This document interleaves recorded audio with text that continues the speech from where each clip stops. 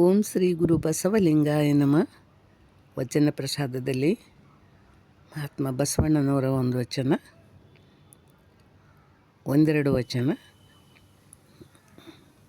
ಪ್ರಣವಾರೂಢನು, ಪ್ರಣವ ಸ್ವರೂಪನು, ಪ್ರಣವ ಪ್ರಕೃತಿ ಸಂಜ್ಞನು, ಪ್ರಣವ ಷಡಂಗ ಸಮರಸ, ನಮ್ಮ ಕೂಡಲ ಸಂಗಮ ದೇವರು, ನಮ್ಮ ಕೂಡಲ ಸಂಗಮ ದೇವರು.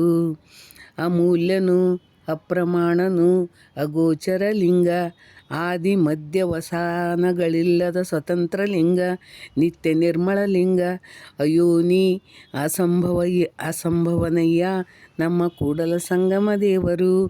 ಇಬ್ಬರು ಮೂವರು ದೇವರೆಂದು ಉಬ್ಬಿ ಉಬ್ಬಿ ಮಾತನಾಡಬೇಡ, ಒಬ್ಬನೇ ಕಾಣಿರೋ ಇಬ್ಬರೆಂಬುದು ಹುಷಿ ನೋಡ.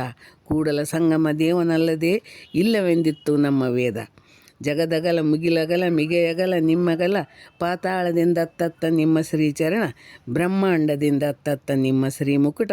ಅಪ್ರಮಾಣ ಅಗೋಚರ ಅಪ್ರತಿಮಲಿಂಗವೇ ಕೂಡಲ ಸಂಗಮ ದೇವ, ಎನ್ನ ಕರಸ್ಥಲಕ್ಕೆ ಬಂದು ಚುಳುಕಾದಿರಯ್ಯ ಚುಳುಕಾದಿರಯ್ಯ. ಶರಣಾರ್ಥಿಗಳು. So hope you like this video. So like this video and subscribe our channel for regular videos update. Thanks for watching. Sharanarthi.